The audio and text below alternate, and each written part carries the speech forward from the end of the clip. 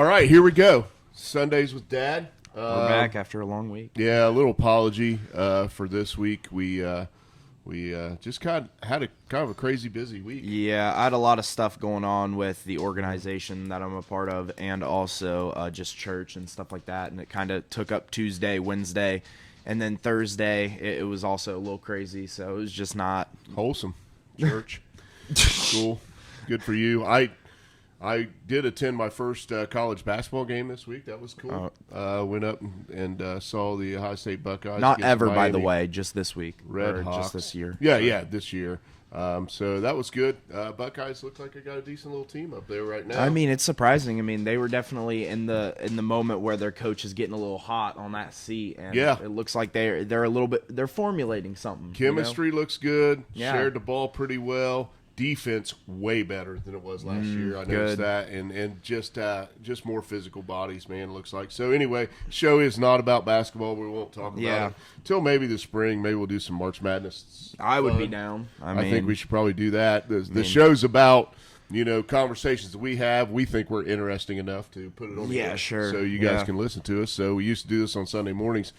Talk about football, and now we put it out there. So thanks to everybody that supports us.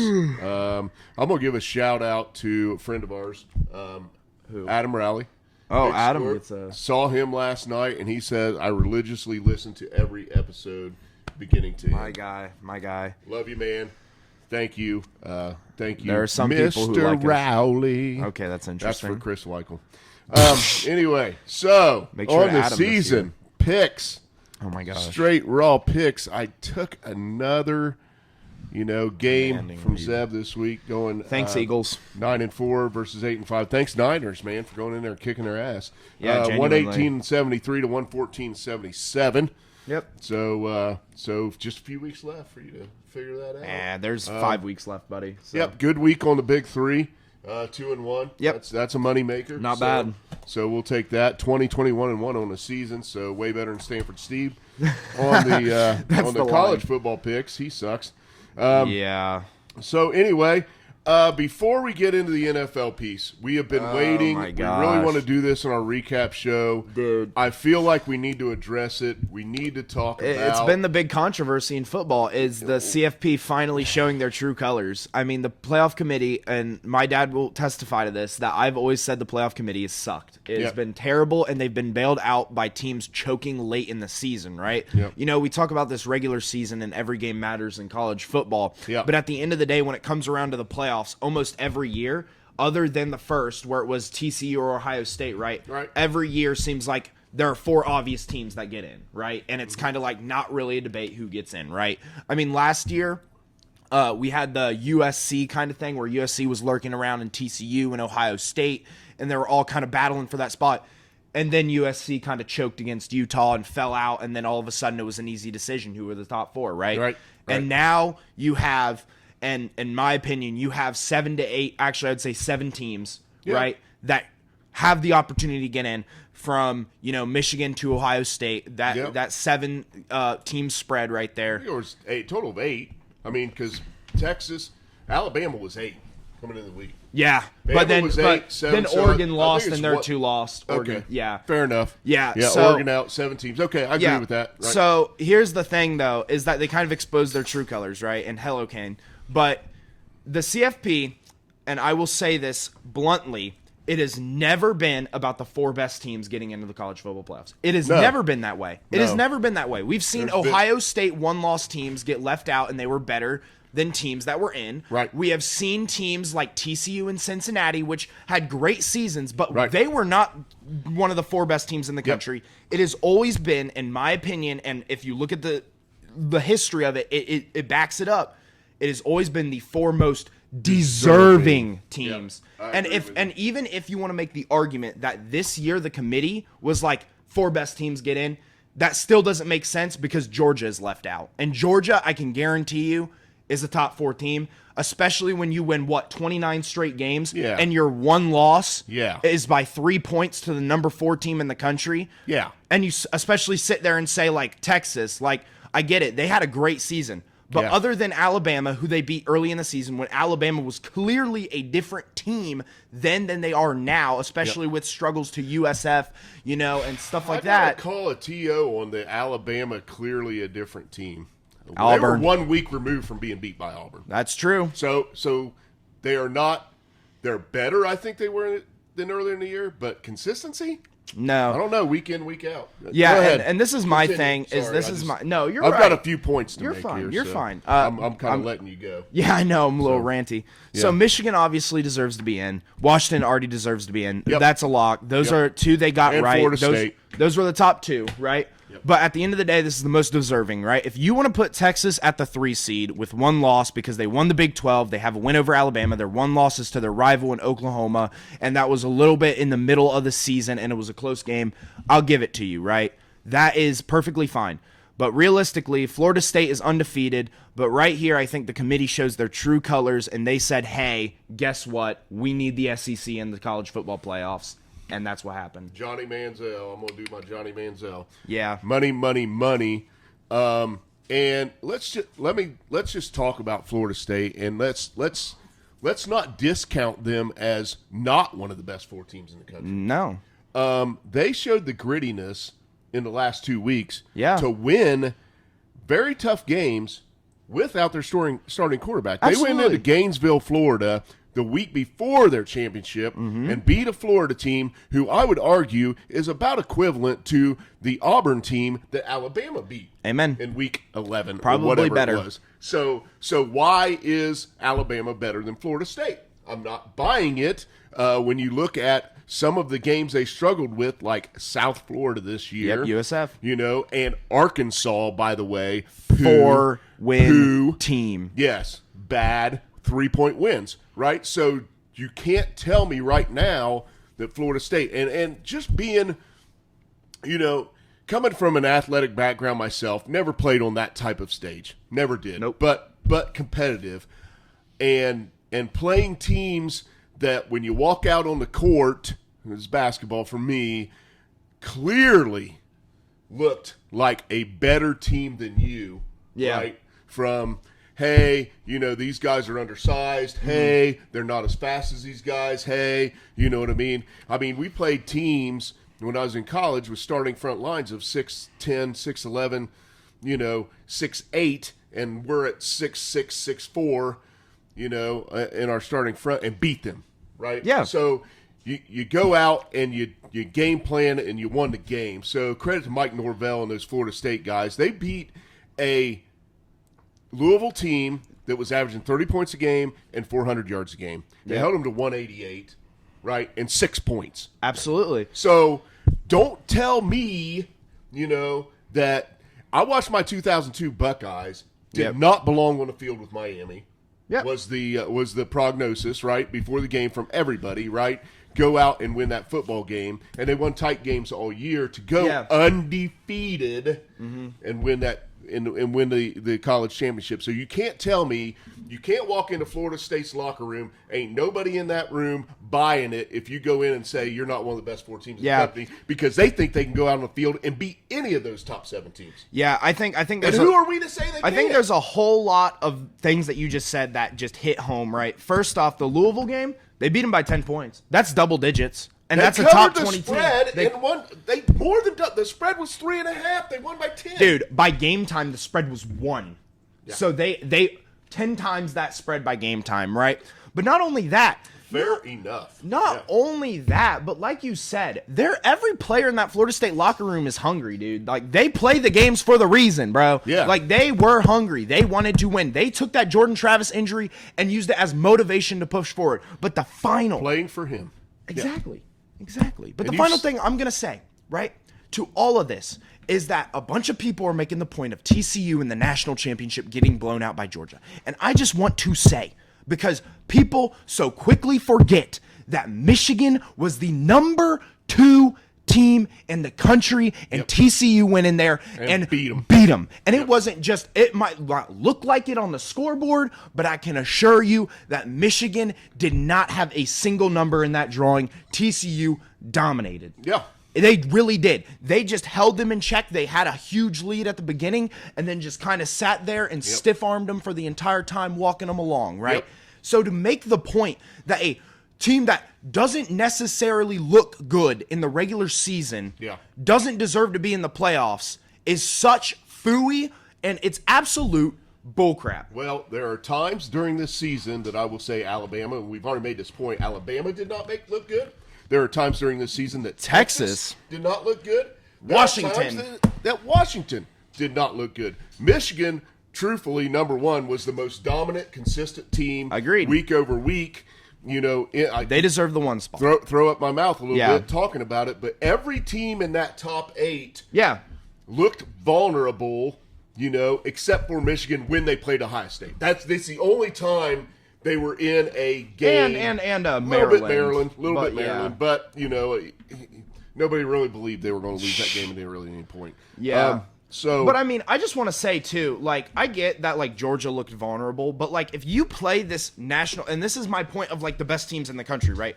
You play the SEC championship game week 1. Yeah. You play Alabama, Georgia, that's the SEC championship, Bama wins. Let's see some of the wins that could have got Georgia even further, even though they're 6. So they beat Kentucky by literally over 30 points. Yep. They beat Florida by 23. Yep. They beat a ranked 9 Missouri by 9. Yep. They beat Mississippi State, flogged them by almost 30. They beat Tennessee, who's ranked 25 by 28. So tell me why this is not a top 4 team if you're putting in the 4 best teams in the country. Yeah, if you want to really stack them up and you talk about talent level, team, I mean, let's just say, you know, Michigan, Ohio State, Georgia, and somebody else. And I don't know who that somebody else is. I'm not convinced it's Alabama, Florida State, Texas. Yeah. I don't know who that is. I feel like Texas a little bit. Yeah. Because they're really good in the trenches. I think they're good up front on both lines. But you know what? The committee is... Don't tell me you couldn't, like, for the last... ever since the beginning, has the top 8 teams been the same? Yeah, basically. At some point, you could have said, hey, let's figure out the logistics of this and blow it up. This year we're doing 8. Next year we're doing 12. You can't even sell me 6. on it. And then the college football playoff committee, this is the biggest horse shit of all of it. Yeah. You cannot stand on the injury hill of Jordan Travis now. Amen. If you wanted to stand on that hill, you had to do it when he got hurt. Yeah. You had to say, Florida State, because of this injury, we're moving you to 5, and you're going to show us why you deserve to get back in. You can't do it to those kids, that coaching staff, everybody. Let them sit there for 2 weeks and tell them, you told them, you left them at 4. You told them after they beat Florida. Left them at 3. At 3. You told them after they beat Florida, you told them, hey, if you guys get what's in front of you, you guys are in. That's the message you sent that team, and then you turned around and basically effed them. And it was one of the biggest hosings I've seen in sports in my life. Yeah, it's genuinely hilarious to see all the memes because they legit rewarded Alabama for losing a game. Alabama got rewarded for losing a game because they played in the SEC, and it's by double digits, by the way. That was a 10-point loss. Yeah, and I just can't see a fathomable reality where this is reasonable by any means. And I think sitting there, and I love what the late Mississippi State coach said. He had a rant years ago when he was still with Washington State, and he said, I think the playoff committee's bullcrap because it's a bunch of people in a room, right? Yep. And keep in mind, this is all facts, what I'm about to say. This is not just former players, it's not just former coaches. This is consistent of fans. This is consistent of maybe some coaches sprinkled in there, maybe some players that played in high school in there, and this is consistent of people who do not have football backing. No, none. They have never played. They have never been a fan. They have never been open. They are not intelligent of the game, but they have sports background. So they have been inserted into this committee. So wasn't a couple years ago Condoleezza Rice on the committee? Yeah. We're done. Yeah. I don't need to say anything else, man. Come on. Undefeated Florida State is left out, even though they did all they do, and that's exactly what the committee wants out of them. Beat ranked teams by double digits, won all year, have some amazing wins on the schedule, probably have better wins than Texas, honestly. Yep. If you minus that Alabama game, which that Alabama team went and struggled against UCF the next week and was going through a kind of transition period at that point. They act like the suns rose and set in LSU's ass all year. They beat them. They smoked them. Yeah. I mean, absolutely. They smoked them. Oh, yeah. With Jordan Travis. Okay. Yeah. Well, without Jordan Travis, they still might have beat him because they beat him by like 3 touchdowns. Amen. So. Anyway, moving on. All right. We can talk about the NFL now. That was good. But it was just we had to get that off. It's a travesty. I think and it's the biggest bunch of BS I've ever seen. I've lost faith in college football if I didn't already before, and I told him that I always thought the CFP was bad, and it's not amateur sports anymore, boys and girls. That's for sure. Yep. So all right, here we go. All right, what we got next on the docket? Recap the Thursday night game at all. I mean, yeah, it was your ugly. Steelers. It was ugly. Laid a freaking egg against one of the worst teams in the league right now. Listen, I'm just gonna say this. For the Steelers, obviously there's no excuse for allowing as many points as they did. They allowed 21 points. Juju kind of balled out. I miss you, Juju. I've always missed you. I think you got the bad end of the stick. Steelers team misses him right now. Yeah, we have been shedding player leadership in favor of getting more talent or shedding payroll or shedding just like kind of keeping that Steelers image, and it's kind of finally all come ahead because Juju was a major leader on that team, and anybody will tell you that. Yep. You can find it all over the media. But also, I think the problem with the Steelers divulges into pride and obviously the Kenny Pickett injury. Once Kenny Pickett went down, I mean, people will hate on Kenny Pickett, and I get it. He is a not great quarterback. He is kind of average. I would say he's below average. But at the end of the day, our team plays better with him in than they do Trubisky in. Trubisky is terrible. I mean, if you want to talk about play on the field, talent, whatever, that's not all that football's about, right? If you want to say talent, yeah, they're comparable, man. If you want to say play on the field, I would argue Kenny Pickett's had a better year despite the touchdown passes that Tribbs has thrown. He's thrown interceptions, fumbled the ball. He is not that great of a player. But at the end of the day, I think it comes down to the Najee Harris interview. If you've seen it, it's a travesty. They asked him, how do you feel about Mitchell Trubisky's leadership?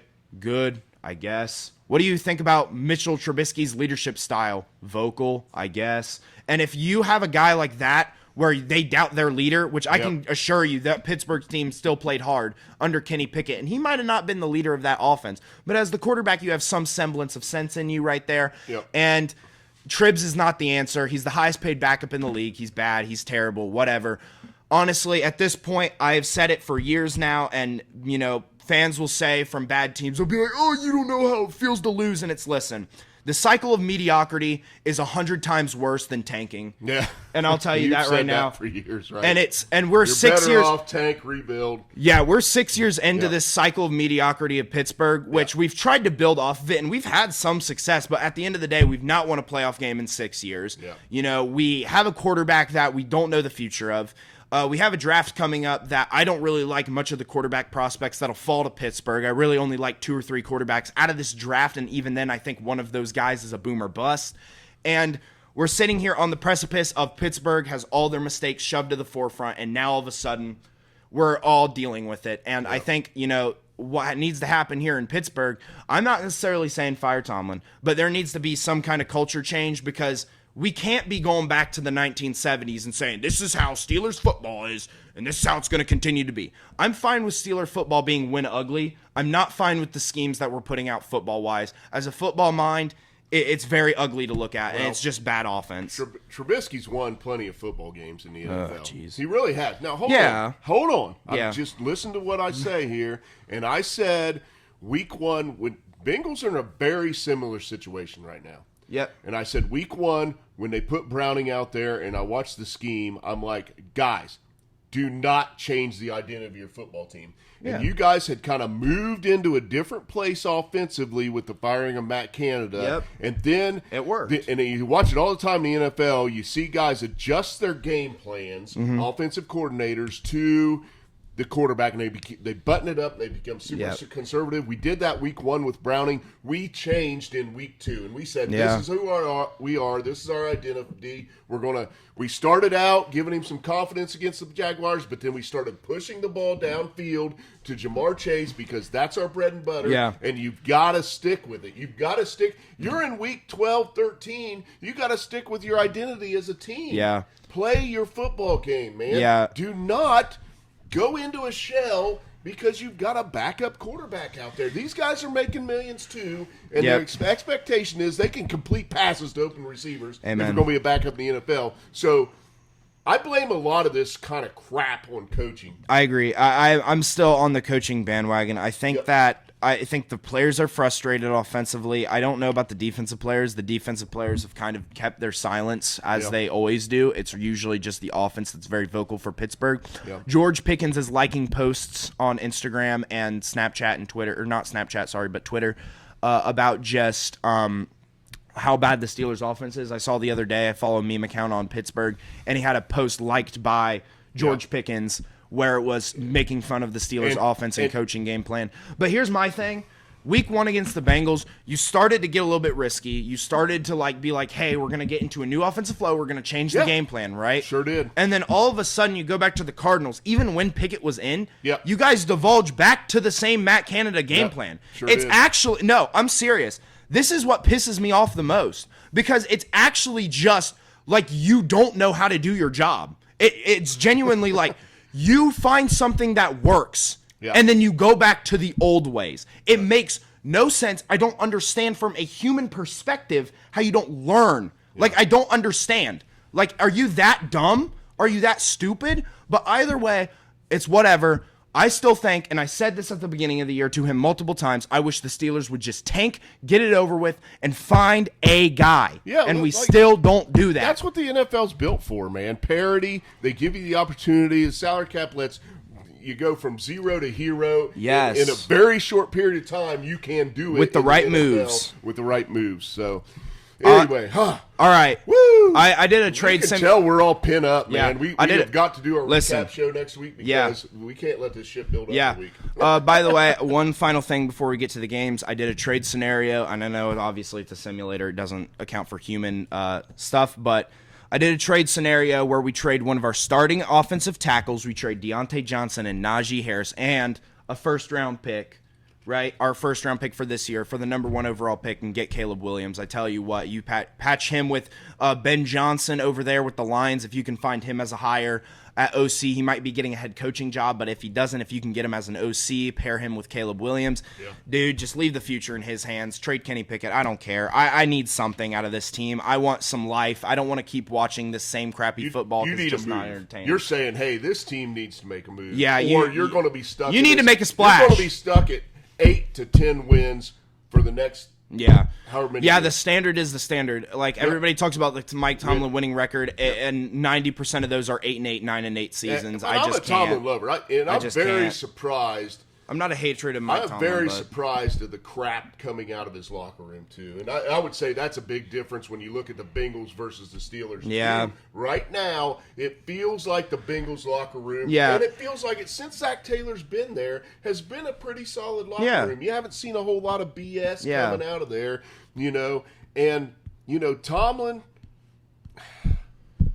like I said, I think he's a liar. I'm surprised, but, he reminds me. It feels like he would be like, this is unacceptable, and maybe he's doing that, and that style doesn't work with today's athlete because they're like, you know what, bro? Well, I like Mike Tomlin. Like I said, I wouldn't fire him. I don't think. I think he's a little bit overrated as a coach. Obviously, he's won a Super Bowl, but that was years and years ago when he had a roster built by Bill Cowher. Mm-hmm. And I just think, simply put, that Tomlin is a absolute fraud when it comes to kind of personality and locker room presence, because it's been kind of a trend over the past 7 to 8 years that the Steelers locker room has had at least one crazy wide receiver going out in public and doing crazy stuff, and they barely get punished, blah, blah, blah, blah.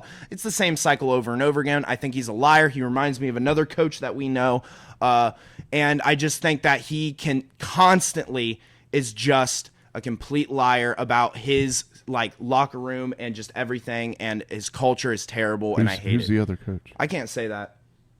can't say it on air. No. Another curse. Yeah. A liar. Yeah. Anyway. We'll talk about this after the show for sure. Oh, yeah. Yeah. No. Okay, so we got some games going on this week. Thanks for putting up with us for about a 20-plus minute rant. We needed to get some things off our chest. So all right, we're going to have to do this rundown quick, though. Let's go rundown. We'll do it all right, man. Come Texans, Jets. I'm taking the Texans. C.J. Stroud is better than Zach Wilson. I'm glad Zach Wilson is starting and that they've come to their senses that Tim Boyle was not the answer. I still think there's potential there for Zach Wilson, but he's edging the end of his rope, and I think it's the Jets' fault, but still give me the Texans. C.J.'s shown himself to be a great decision-maker all year, so he's going to get tested against this defense for sure. But I think there's too much there and not enough on the Jets side. All right. Texans. All right, Panthers at Saints. Saints have been kind of on a backslide. The Derek Carr show is finally rearing its head. I saw that Derek Carr is the best quarterback until like week 10, week 11, week 12, where then all of a sudden your team starts losing. Derek Carr doesn't necessarily play bad, but the team just starts losing. And I think that's a trend that we've seen in Derek Carr, but right now they're playing the Panthers, which the Panthers might take another game this year. I don't know, but I don't think it's this game in New Orleans, so I'm going to take the Saints. Yeah, not for me either. I think if you want to get healthy, there's no better team to come to town than the Carolina Panthers. So give me the Saints. Yeah, next up we have the Colts at the Bengals right here. The Bengals come off a huge upset win. Jake Browning looked good. More of that just because Zach Taylor let the dude play ball and kind of let him use his wide receivers. I think the play calling was all right other than the wide receiver passes. I think Bengals are starting to find some identity. Colts are just finding ways to win football games. Yep. Gardner Minshew has been a serviceable quarterback. They like him right there. I think their defense has been pretty good. That being said, I kind of do like the Bengals to take a little bit of momentum here. I'm going to go with the Bengals here. Like the locker room, like I said before, this is my team. It's a little bit of a homer pick for sure because I think this is a very tough game for the Bengals. Yeah. If they can establish a run like they did against the Jags, play action fake, roll out Browning like they did, give him a couple options to the field or throw away, I think he'll be successful. So I'm going to take the Bengals, but, man, I'm wavering on this one, probably a tight one. All right, Bucks at Falcons, division game here at Atlanta. The first game was taken, I believe, by the Buccaneers, or it was a really close game because Desmond Ridder fumbled the ball 3 times. Desmond Ridder is not the quarterback here. It is Tyler Heineke. I think the Falcons are going to play a little bit better, especially because they're in Atlanta. And I think they're under 500 right now. I think they finally get to 500 here and actually show themselves as like, hey, we're a mediocre team. Give me the Falcons. Yeah, I was kind of bullish on the Bucs earlier this year. I felt like they had something. I was kind of rooting for Baker, to be honest with you. Yeah. Since the Browns had kind of. He has been awful, but it's just the run game. No, he's been fine. I mean, but run game doesn't help. Yeah, run game sucks, which is a big deal in the NFL, right? So, yeah. I don't freaking care, but I'll take the Falcons. All right. Yeah, amen. All right, Lions at Bears. Of course, the Lions are one of those teams that are sitting at third in the NFC right now. They're only a half game behind the 49ers. But they had to play at Chicago, and last time they made a lot of mistakes that kept Chicago in the game. But then Chicago kind of fumbled away the bag at the very end of that game. That being said, Chicago's actually shown a lot of life when they're fully healthy this year. I think Eberflus is slowly cooling down his seat a little bit. I think their OC, Luke Getsy or whatever, still needs to probably be fired as he is the majority play caller. Yeah. He has not been very good, but I will say that the Bears have shown some signs of life. I think this game is a lot closer. The spread is 3, but I'm going to take the Lions. Okay.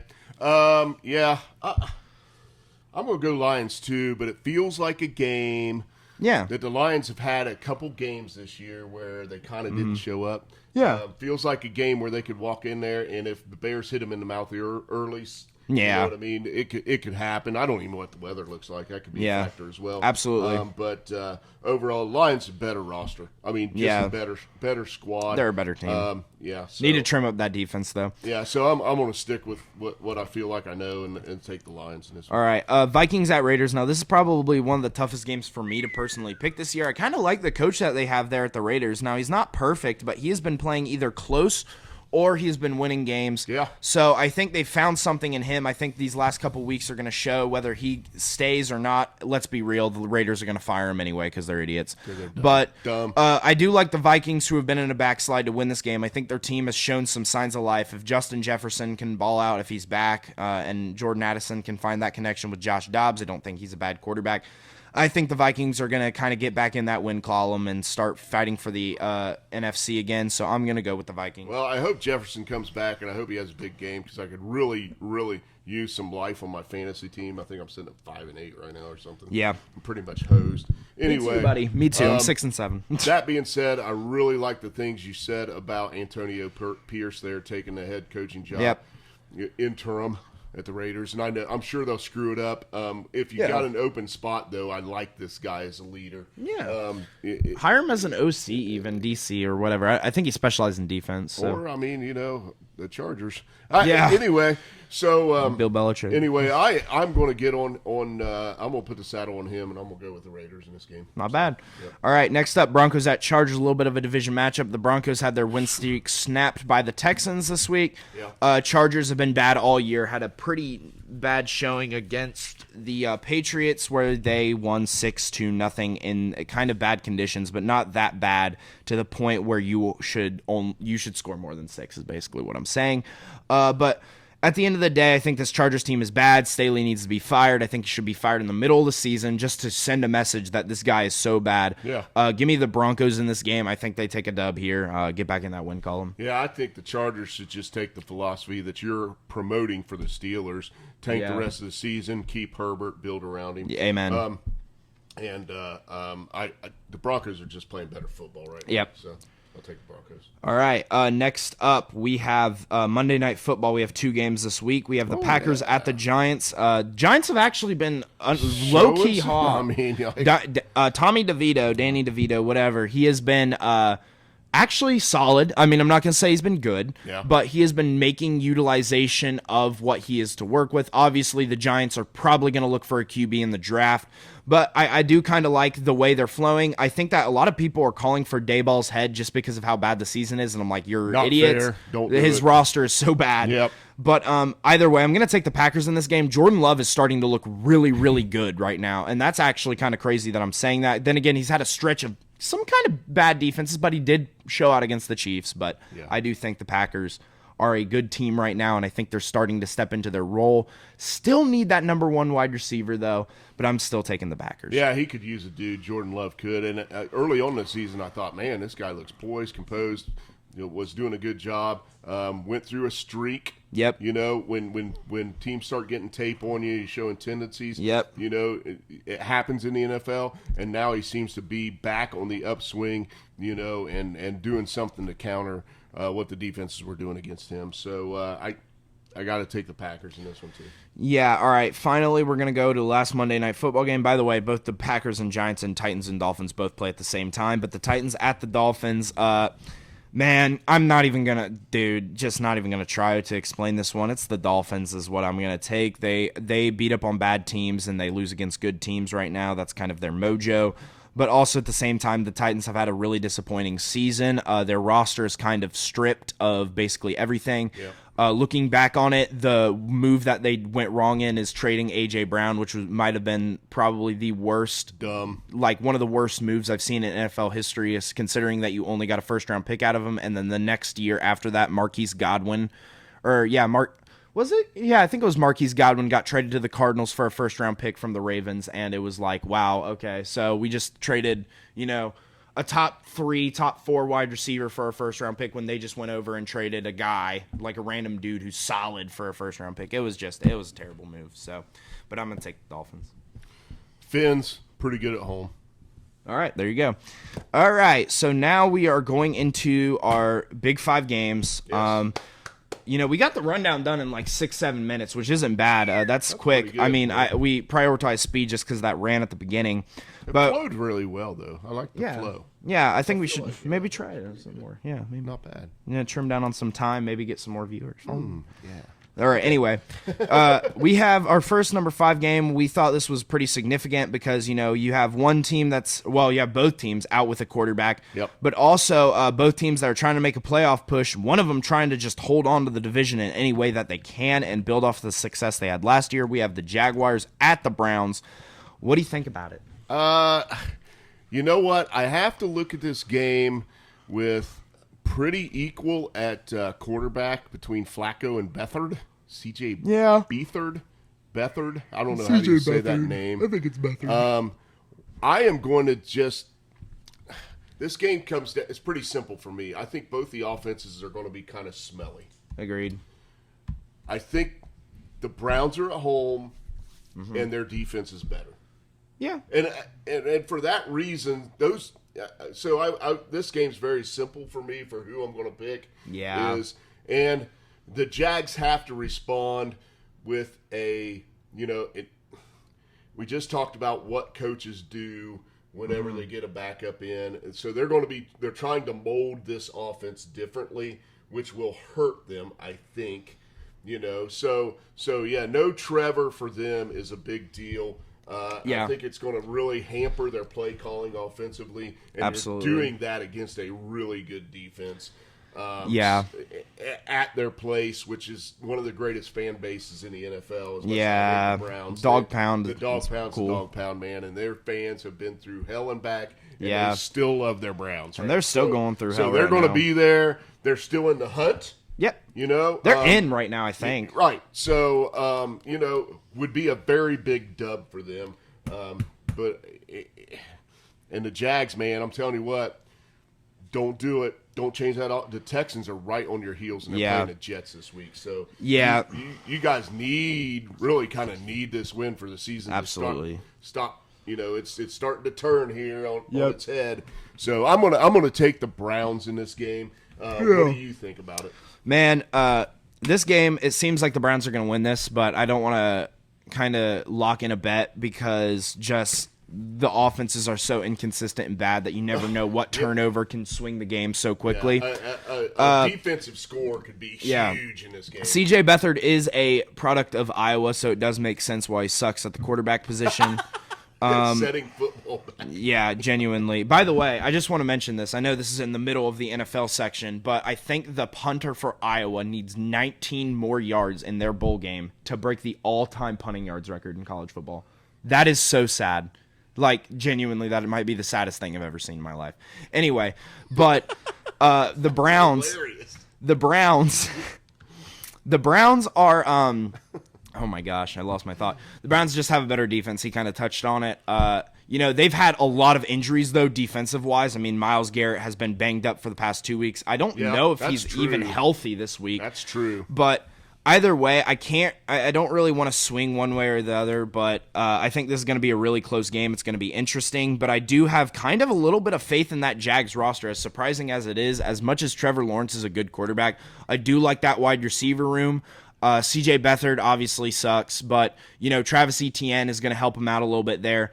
If this was on the road, I would actually say it's a lock for the Jags because the Browns defense has played horrible on the road compared to what they usually play. Good point. But it is at the Dog Pound, but I'm actually going to go the Jaguars just to hopefully gain a game on you, honestly. So, but anyway. Funny.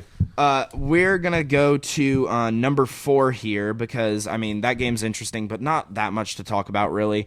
Number 4 is the Rams at the Ravens. The Rams are a little bit hot. The Ravens are coming off a bye week, so this is a very, very interesting game. On paper, the Ravens have played this kind of consistent, defensive-oriented, slow-paced football this year. Hi, Kane. And you want to speak in the mic? Okay, yeah, okay. Anyway. Kane segment. Yeah. But the Rams have been kind of a little hot, and I kind of like what they're building there. What do you think?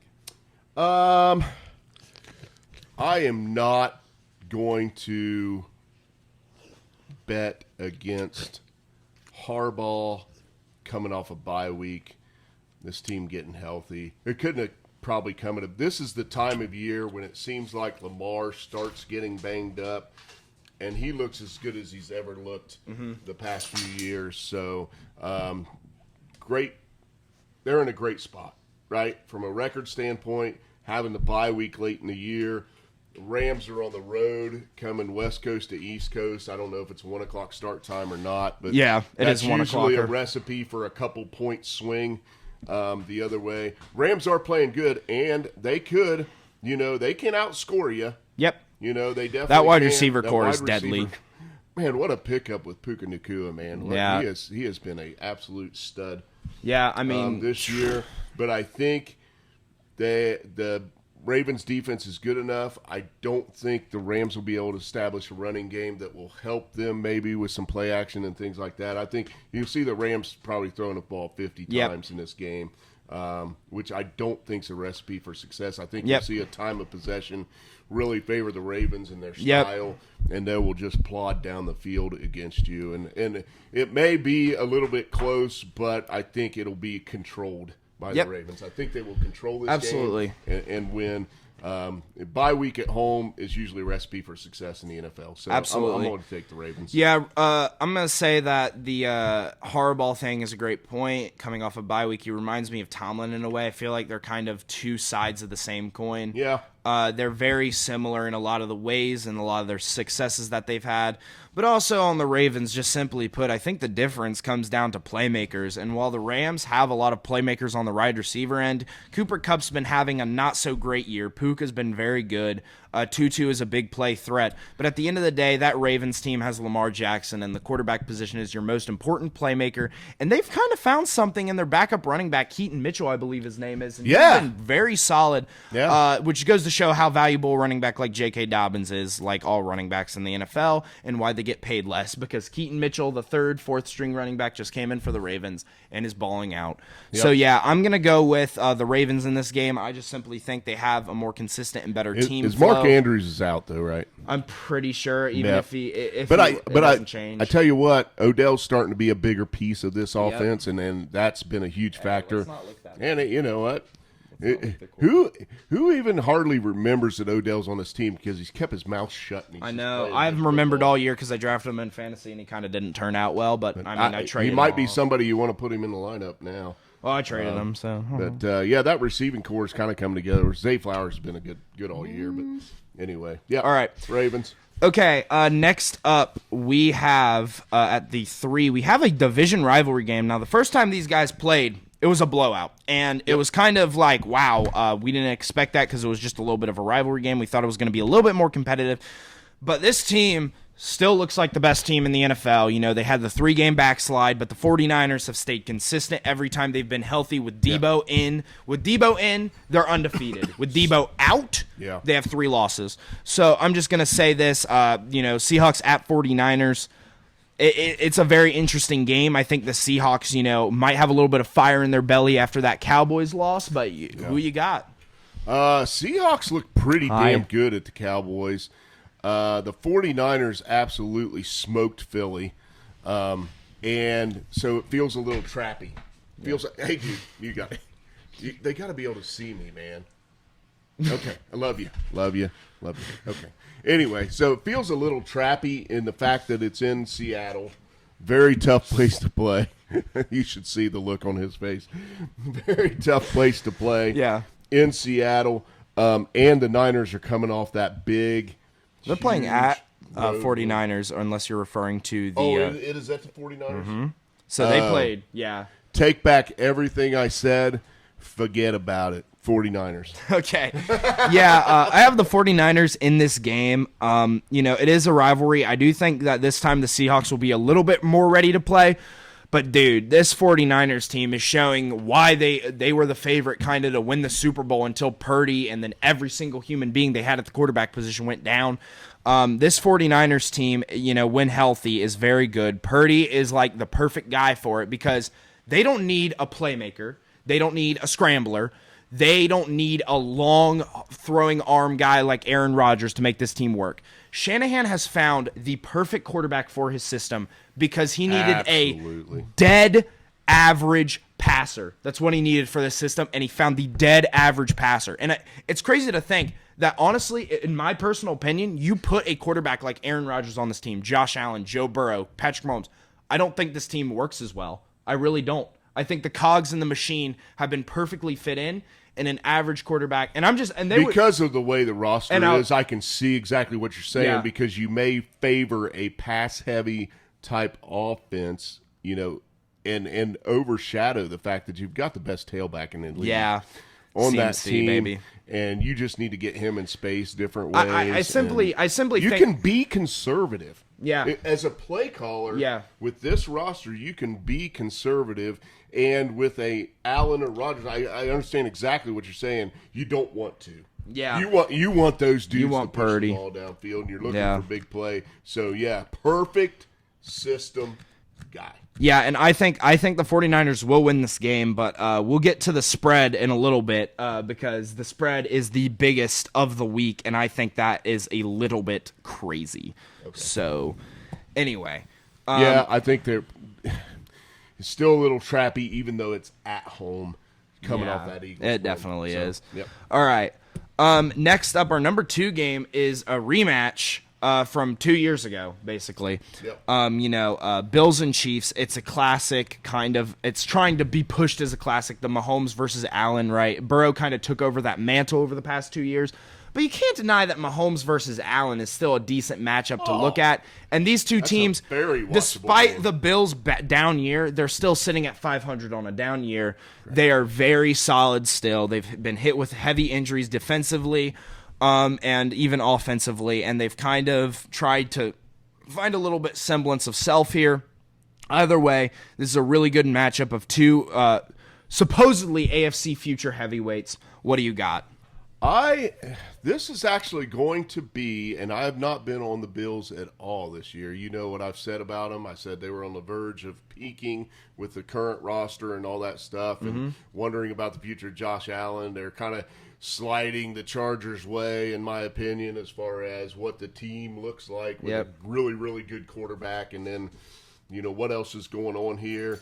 And but I'm going to take this. This is actually almost segue a little bit and help us on time and say this is going to be my upset of the week. Oh. And I am going to take the Buffalo Bills. All right. And the reasons why are they have to win. Yep. Must win for them.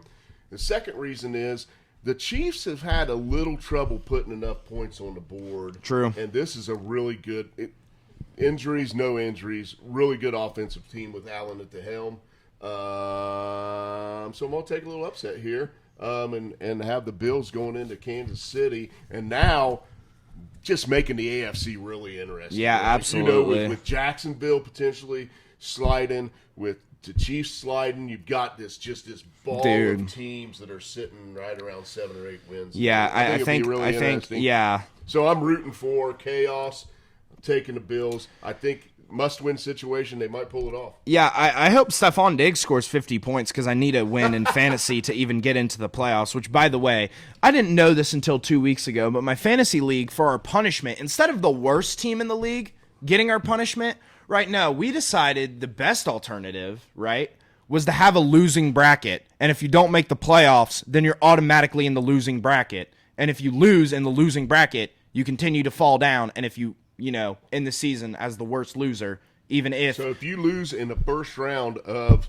You go to the second round.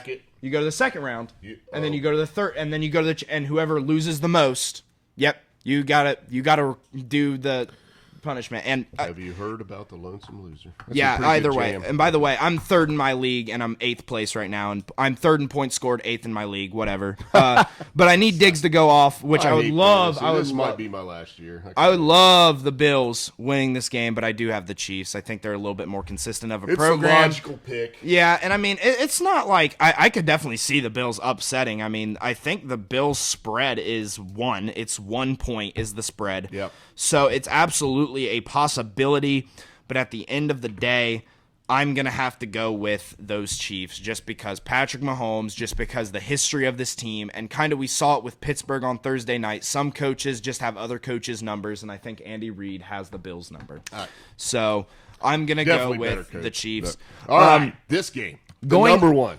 Yep, the number 1 game. It's a division matchup. We're talking about big hitters. We've talked about the Chiefs. We've talked about the 49ers. We've talked about, a range of players, even the Ravens. But right here, this is a huge game right here because we have a Cowboys team playing at home this time versus the Eagles team that absolutely embarrassed them the first time.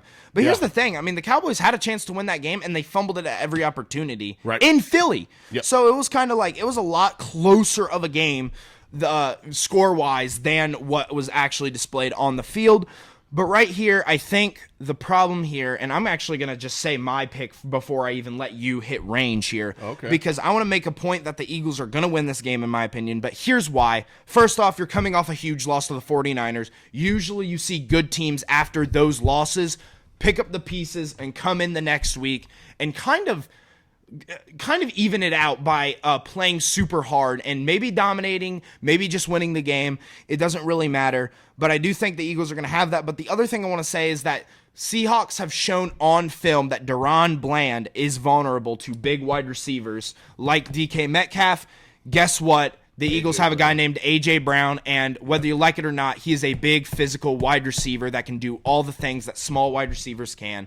And he is going to be the key to this game, and that's why I think the Eagles are going to win, because even if you scheme around A.J. Brown, Devonta Smith will tear you up on the other end. Yeah, A.J. Brown's a bully at the wide receiver position, and he does it very well.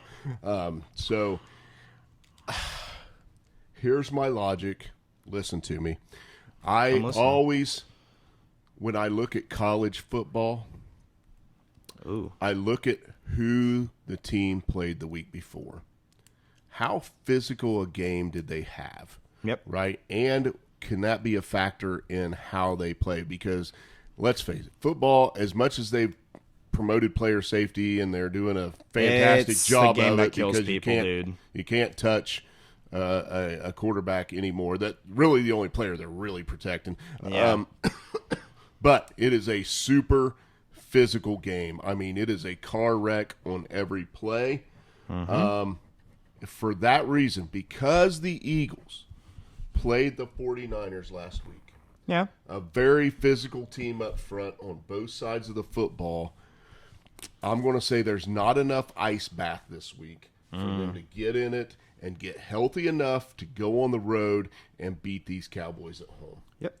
I feel like, the Cowboys have showed a little firepower. They are playing good football right now, even though I didn't like the way the defense looked again. You made a great point. Yep. A.J. Brown and what DK Metcalf did against them and how big and physical he looked. He looked like the eighth grader on a fifth grade playground. Is what he looked like playing football. He just looked physically imposing against them. So I really appreciate your point, and I agree that could be a huge factor in this game. But games are won and lost in the trenches, and I feel like even though the injury report might not show it, I think these trenches are probably a little beat up for the Eagles. So for that reason, I'm taking the Cowboys. Yeah, and to that point, I will say, of course, playing the 49ers is going to be a lot physical, and it's going to be hard. But at the same time, the Seahawks played the Cowboys a little bit physical. They were in a dogfight there. So I think that really, kind of evens it out, and that's why I just think the better team's going to win. But I see your point. I understand it. Solid. Yep. We can move on basically straight up to upset and lock. You already gave your upset. Yep. My upset of the week is going to be the Bengals over the Colts. Close contender. Technically, the Bengals are favored by the spread, but let's be real. Like, you look at it as an NFL fan base, you're kind of like, the Bengals don't look like they're going to win that game. Runner-up, though, is the Eagles, because we'll get to that yesterday. They were the dog. They were getting points at home when I looked at the spread yesterday. Jeez. Eagles, so it would be an upset. No, they're -2 right now, bud. Line has shifted. So that line really shifted. I'm trusting because somebody told me that in a bar yesterday, so I don't know. But anyway. Yep. So I gave you my upset. Got the Bills going in to get against the Chiefs. My lock of the week is that Fins Titans game. Yeah. I feel like that's one where I don't feel like anything could go wrong there. And I think the Dolphins win that game. Yeah, I'm gonna tell you on that straight up. I kind of wrote my lock of the week while I was going down the games early, and I'm gonna just tell you straight up on that one. Okay. That there's not really a lot. Runner-ups though, Packers at Giants and Falcons hosting the Bucks would be my two runner-ups. Okay. But either way, we can get straight into the big three bets. We're running back the 4 again, bud. We're running back the 4. We got 4 this week? Again, we're running back a 4. Out to 3. We've got a 4 for you. Okay. So starting off, plus 13 Seahawks. Dude. Right. plus 13, That's 2 years in a row, or 2 games in a row in the same season for the Seahawks. I don't see them getting blown out by that much. I really like that one because I said when we were talking about that game, this is a little bit trappy. Yeah, especially coming off the high of the Eagles game. Same thing, though. Same concept as the Eagles going to the Cowboys. 49ers were on the road. They just very physical. They swapped opponents, didn't they? Because the Seahawks played the Cowboys and the 49ers played the Eagles. That's crazy. Yeah, that is. All right. Anyway. But I'm going to take the Seahawks plus 13. Next up, I'm going to take the Broncos plus 2.5. They are dogs versus the Chargers, even though the Chargers are hosting. I get kind of the thing of that. But, I'm going to take a flyer here and say the Broncos get back in that win column. I feel like they've gotten it together. That Texans game was a little bit of a heartbreaker, but at the end of the day, you can't really harp on yourself for losing against a team like that. I love that pick. And the Chargers are terrible. I love that pick. I mean, they literally... won 6-0. Maybe the worst game in NFL this year was the Chargers at the Patriots. And that 6-0 game last week. So. Next up, I'm gonna take the Eagles plus 3.5. So they are dogs in this one at Dallas. And I get that little half-point hook. I get the standpoint, but here. As a person who's taking the Eagles to win this game, especially because people are favoring the Cowboys so much, yet they still have not beat a team with a winning record, which I guess the Seahawks will have one by the end of the season. But at the same time, they have still not beat a team with a winning record, and the Eagles are a little bit better than a team just with a winning record. So I agree that this is going to be... I'm taking a little bit of a flyer on the boys, honestly, that pick this week. So I cannot believe that the Eagles are 3.5-point dogs. Yeah, I know. It's crazy. That's second week in a row.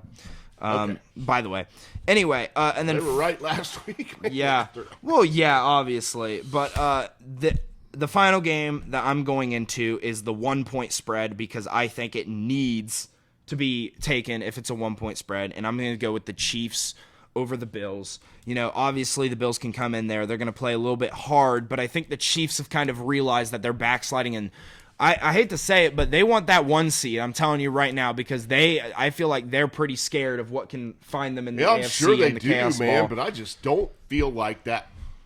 The skill positions on the Chiefs outside of Mahomes and Kelsey just aren't there. I agree with that. So, and I think that's really contributing to why they're not putting up the offensive. But I think that Bills defense is very exploitable. Fair, okay. All right. I'll buy that. Man. Especially in the secondary. Anyway, those are my big 4. Hopefully this time we go 4-0, and then we can just straight up put everything to rest here. All right. But so you got finals week next week? Yeah. Finals week, and then he's done for the semester. We will fit a recap show in. Yeah, finals week isn't that hard for me personally because I have... Because I'm a brainiac. No, because I have 3 classes. One of them is a presentation on sports. Another one is writing a paper on sports. And then the final one is a science final, which I am a little bit scared of. But 2 of my things are about sports. I'm going to nail it. It's going to be okay. All right, man. Hey, thanks for tuning in. We're available on Spotify as well. Like, share, subscribe, and comment. Appreciate you checking us out.